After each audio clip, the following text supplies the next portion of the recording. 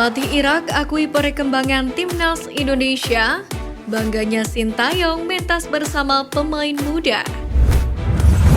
Laga timnas Indonesia versus Irak baru saja dilangsungkan pada Senin 15 Januari malam, yakni di Ahmed bin Ali Stadium Al Royan, Qatar. Pertandingan tersebut jadi ulangan dari laga kualifikasi Piala Dunia 2026 zona Asia.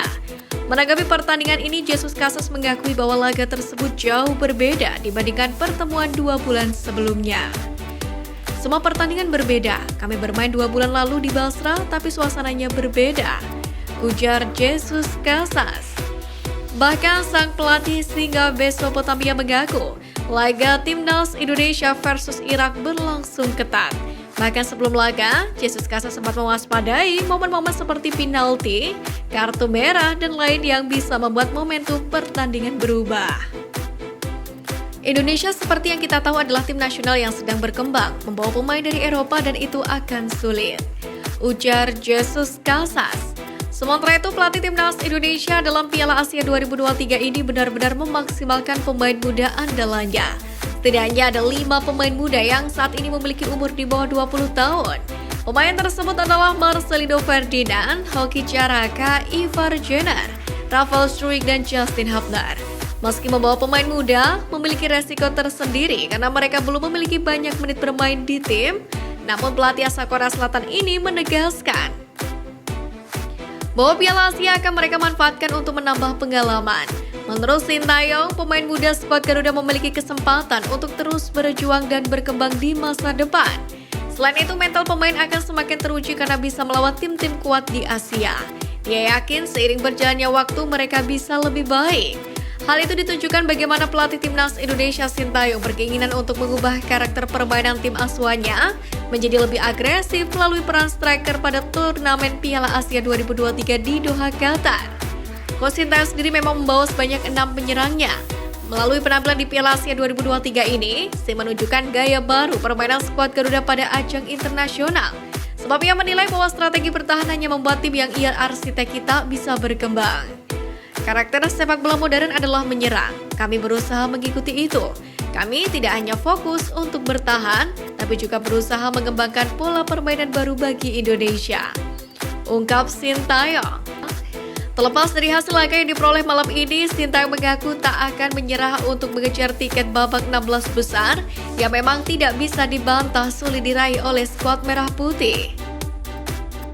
Jadi sekali lagi kami tidak akan menyerah dan bakal mencoba memberikan yang terbaik untuk menembus babak 16 besar, jelas Sintayong. Misi mulia pelatih timnas Indonesia, media Inggris soroti tugas berat Sintayong.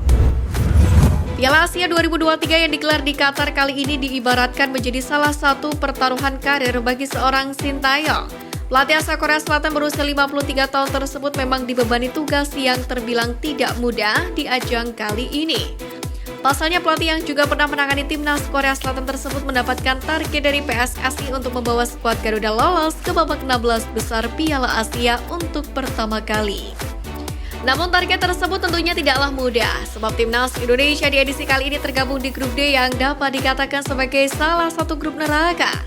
Menyoroti hal ini, salah satu media olahraga asal Inggris yakni Sportmule mengungkapkan ulasannya terhadap beban yang diemban oleh Sintayong di Piala Asia kali ini.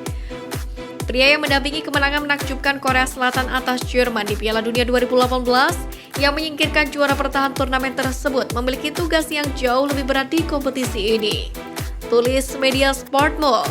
Lagi-lagi hal ini berkaitan dengan ranking timnas Indonesia yang dianggap menjadi salah satu tolak ukur dari peta kekuatan skuad Garuda di turnamen 4 tahunan ini. Kendari tidak diunggulkan, media asal Inggris tersebut juga menyoroti rekam jejak skuad Garuda yang tidak pernah kalah dalam setiap laga pembuka Piala Asia yang telah diikuti sejauh ini. Hal tersebut dianggap menjadi salah satu catatan yang menarik bagi skuad Garuda setiap gelaran Piala Asia yang mereka ikuti. Sebenarnya timnas Indonesia berhasil melenggang ke Piala Asia 2023 lewat jalur kualifikasi merupakan sebuah kemajuan yang luar biasa. Apalagi terakhir kali skuad Garuda lolos ke babak final terjadi pada tahun 2007, yakni dengan status tuan rumah. Dan setelah itu skuad Garuda tidak lagi berpartisipasi di ajang paling bergengsi di benua kuning ini. Lalu pada Desember 2019, Sintayong memulai era baru Timnas Indonesia, di mana skuad Garuda berduel melawan Taiwan pada play-off putaran ketiga kualifikasi Piala Asia 2023. Bertanding 2 leg, skuad Garuda tampil solid dengan kemenangan 2-1 dan 0-3. Lolos ke babak selanjutnya, Sintayong langsung memulai era baru dengan perombakan masif dalam tubuh Timnas Indonesia. Yang mana sebelumnya, Sintayong sudah memulai memasang fondasi lewat Piala AFF 2020 dengan mengandalkan banyak pemain muda. Mereka sukses jadi juara kedua setelah gagal mengalahkan Thailand di partai puncak. Sementara itu, Indonesia tampil cukup solid pada putaran ketiga kualifikasi Piala Asia 2023 ini, di mana Asnawi Makolam dan kawan-kawan mendapatkan 2 kemenangan saat melawan Nepal 7-0 dan Kuwait 1-2. Namun kekalahan terus mereka terima saat bertemu dengan Yordania dengan skor tipis 1-2. Meski hanya berbekal 6 poin, namun Jordi Amat dan kawan-kawan memastikan diri untuk lolos ke Piala Asia 2023 lewat jalur runner-up terbaik. Dalam hal ini, Coach Justin sebagai pengamat sepak bola cukup optimis dengan Sintayong sebagai pelatih Timnas Indonesia yang akan berlaga di Piala Asia. Bahkan Coach Justin mencoba hitung-hitungan atau menjelaskan skema bagaimana Timnas Indonesia agar bisa lolos ke 16 besar. Namun kembali lagi, menurut Coach Justin, tangan dingin pelatih saja tidaklah cukup. Pemain Timnas Indonesia juga harus optimis dan percaya diri. Selain itu, Justin juga menyoroti sifat egois yang kerap muncul beberapa pemain Timnas Indonesia. Hal itu bisa menjadi bumerang bagi pemain yang melakukan tindakan egois di atas lapangan. Tapi pemainnya optimis nggak? Kan yang nendang bola bukan Sintayong. Pemainnya grogian nggak? Optimis nggak? Egois nggak? Kadang-kadang egois itu masih menyusup di timnas kita.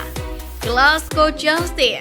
Sifat egoisme menurut Coach Justin memang harus dihilangkan dari tubuh para pemain tim nasional Indonesia yang berlaga di Piala Asia 2023. Makin lengkap, satu pemain Eropa merapat ke skuad Garuda. Kabar baik menghampiri skuad asuhan Sintayong di mana Timnas Indonesia kedatangan amunisi baru.